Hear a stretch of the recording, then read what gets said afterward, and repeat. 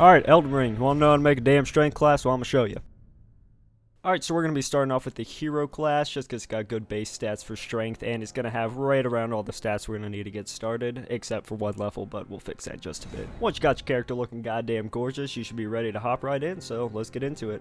Also, choose your keepsake as the Crimson Amber Medallion, because, you're not gonna be leveling Vigor for a while, so if you want that little extra health, you're gonna need it.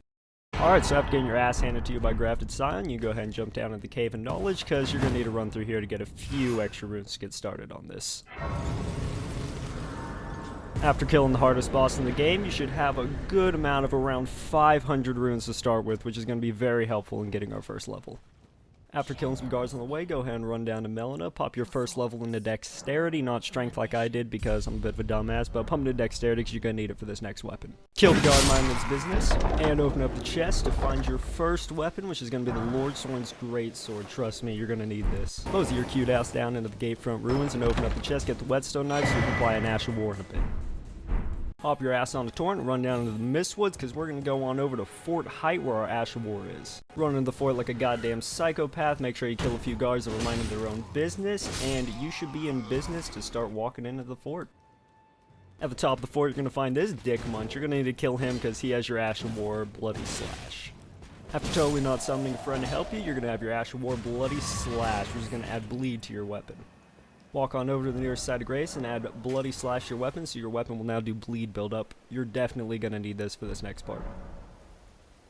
Alright, next you're going to want to ass slap your way over to the Third Church America and grab your Wondrous Physic drink. And go ahead and hop your way into this random ass teleporter. You're going to just sit there for a second and then boom, your ass is in Caelid. Go ahead and hop back on Torrent and start riding deeper into Caelid because we've got some work to do here. Alright, from the side of Grace, right next to that random ass bridge, you can go ahead and just hop on Torrent and start riding. Don't really worry about anything here. Granted, everything can one-shot you, but to be honest, Torrent's a goat, and you can just run past everything, so don't worry about anything too much, you know. Fuck the dragon, fuck the Erdtree avatar, just start running.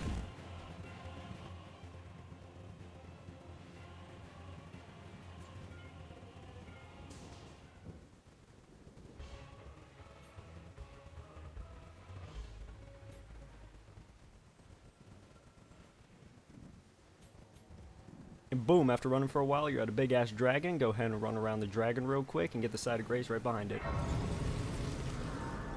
Now, for everyone's favorite part of every Elden Ring playthrough, we get to slap a dragon in the ankle for about 4 to 5 minutes. This would usually take a lot longer, but thankfully our weapon has bleed, so we're going to be doing a lot of damage very quick. I won't bore you with it though, so let me skip through this. After killing the fat ass dragon, you should get a metric shit ton of runes, which is about 70k. Go ahead and run over to a side of Grace and pump all of those points into strength. You should have around 39 to 40, which is basically what we need.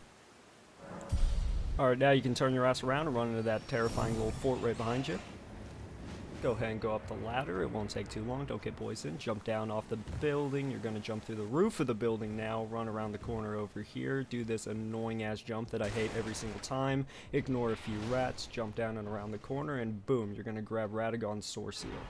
The reason we grab Radagon's Sword Seal, it's a really useful talisman that's going to raise our dexterity and our strength by +5, which we're definitely going to need to wield our weapon in just a few minutes.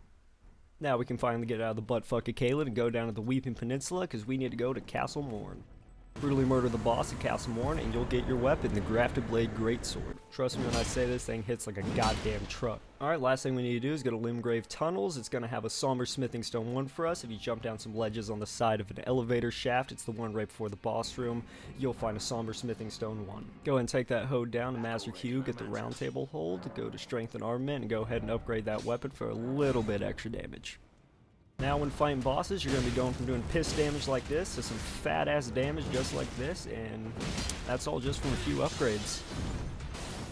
Last thing I want to note is the weapon skill from this actually raises every attribute of yours by 5 for 60 seconds, which is kind of overpowered if you ask me, so that's just a nice little tidbit. Alrighty, thanks for watching this video. I hope it helped out a little bit for anyone trying to start a strength class. This class is sure very useful in the early game, but trust me, once you upgrade this weapon a lot, it's perfectly viable for late game. So let me know in the comments if you have any other builds you're trying to start and you need help with. Also, make sure to like the video and subscribe if you enjoyed this. Thanks for watching. See ya.